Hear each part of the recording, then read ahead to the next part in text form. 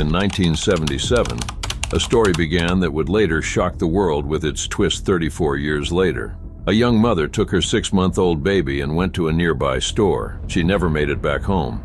The police found no trace of her. It took decades for the truth to come out, proving that such intricate plots happen not only in movies.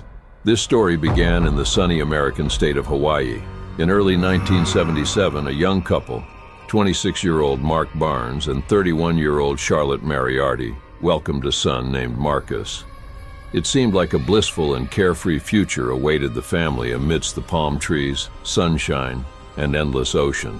Mark worked at a university, and Charlotte was an artist. Though they were not married, it didn't stop them from loving their child and giving him the best of everything.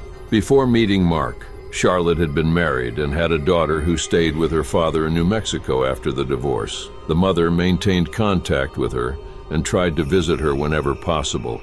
Let's fast forward to June 21st, 1977. On that day, Mark was working in the yard from early morning. They had recently built a terrace, and he was planting Charlotte's favorite flowers around it. Charlotte told Mark she wanted to take a walk to the store.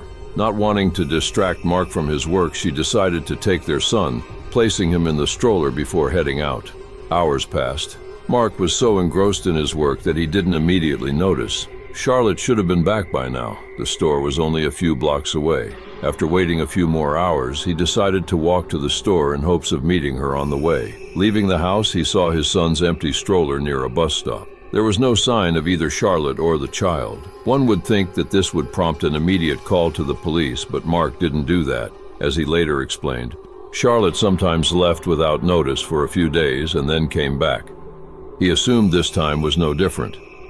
This seems quite odd. If Charlotte had left alone, Mark's reasoning might have been somewhat understandable. But she had taken their 6-month-old baby, abandoned the stroller in the middle of the street, and seemed to vanish into thin air. 2 days passed with no sign of Charlotte. At that point, Mark finally decided to call the police. The police advised him to wait a few more days in case the woman and child returned home. Mark followed this advice, but after another 2 days, he called the police again. This time, they asked for descriptions of Charlotte and the child and promised to start a search. However, after that call, no one contacted Mark. The fate of his girlfriend and son remained a mystery. 3 weeks passed. Mark decided to visit the police station in person to find out how the search was progressing. This is where things get even stranger.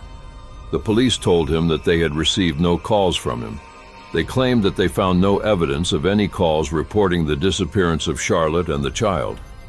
Naturally, no case had been opened. During this entire period, no one was searching for the missing individuals. Let's delve into this moment. Mark insisted that he had called the police twice. The police stated that every call is registered, and there was no record of his reports. It's unclear who was telling the truth, but both scenarios are possible. If the police did indeed refuse to start a search for the 6-month-old child, it could have led to serious problems for them. The disappearance of young children obliges the police to begin searching immediately, even if only a few hours have passed since the disappearance. In this case, the police might have concealed the fact that they did not search for the infant. The father's behavior also seems strange. Why did he wait several days before calling the police? And were those calls even made? Even if he did call, why did he wait 3 more weeks after those calls before deciding to go to the station? He hadn't even called to check on the investigation's progress in all that time. In conversations with detectives, Mark mentioned that Charlotte might have had some mental health issues. In the 70s, psychiatry was still developing, so she received no treatment. Neither she nor Mark sought help, despite serious reasons to do so. According to Mark, during the first few weeks after giving birth, Charlotte walked around the house with a blindfold and couldn't explain why. Considering there couldn't be a logical explanation, Mark was seriously worried and thought about consulting doctors. But then Charlotte removed the blindfold and acted completely normal. Mark decided to forget about this incident and not give it much importance. Another fact indirectly suggested that Charlotte's disappearance might be related to mental health issues. Mark mentioned that her daughter, who was 8 years old at the time, was supposed to fly to Hawaii in June to visit her mother.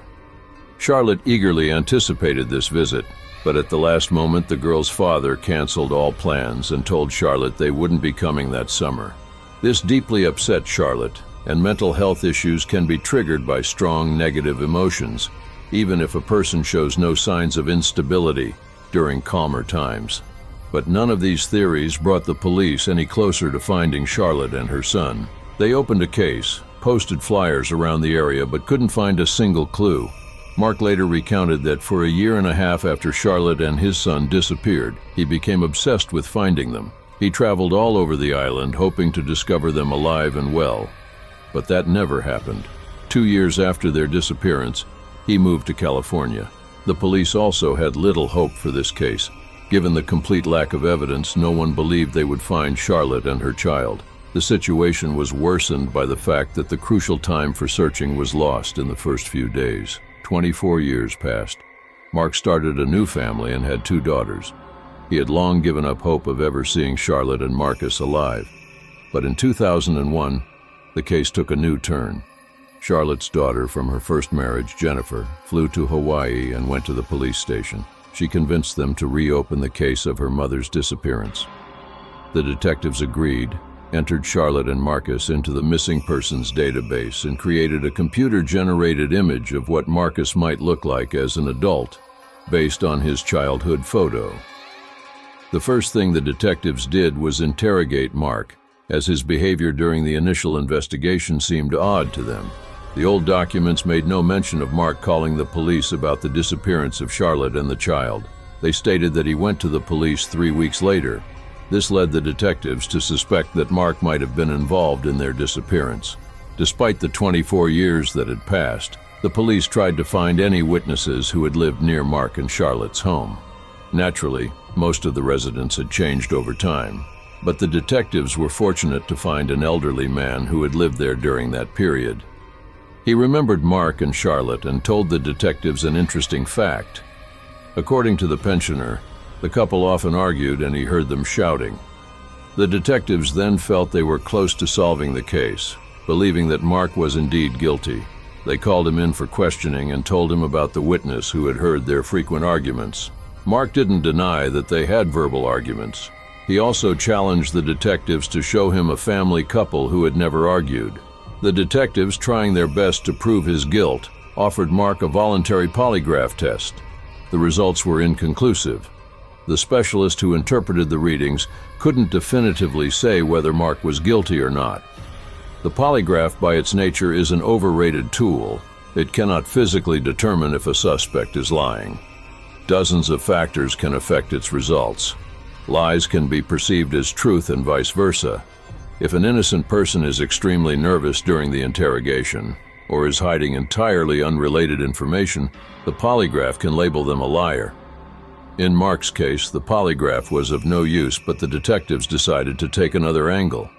They obtained a warrant to search the house where Charlotte and Mark lived in 1977.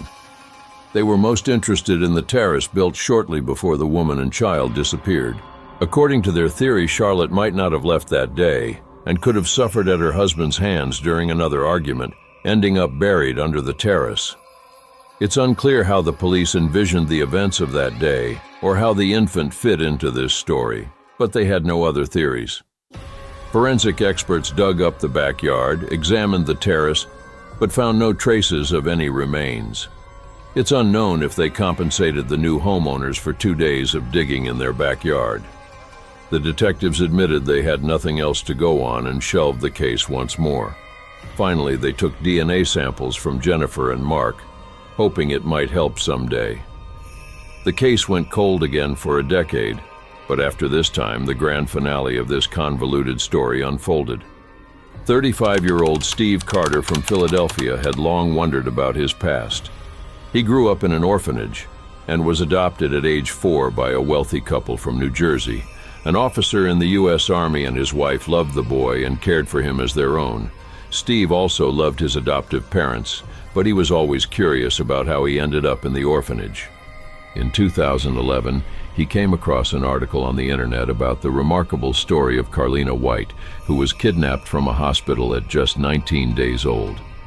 Decades later, Carlina was browsing websites with information on missing children, found her childhood photo, and was horrified to realize that her current parents had kidnapped her from the hospital.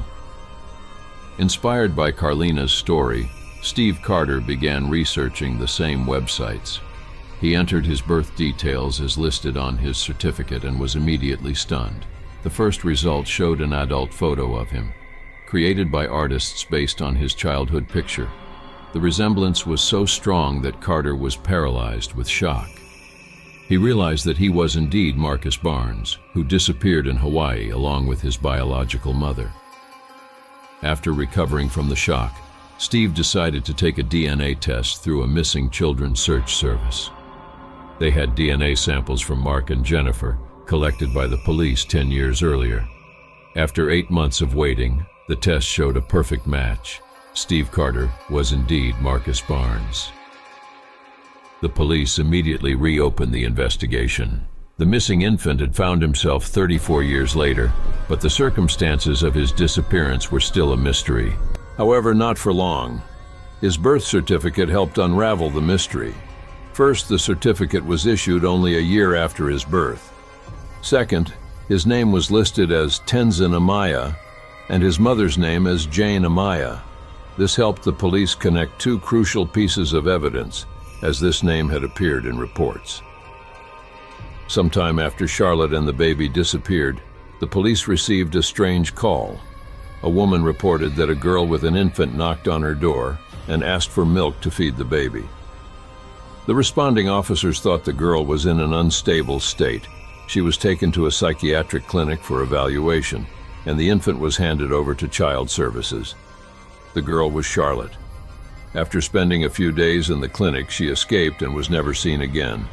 The child remained in the state's care since there was no birth certificate, and identifying his relatives was impossible. When the truth came out, everyone had a reasonable question.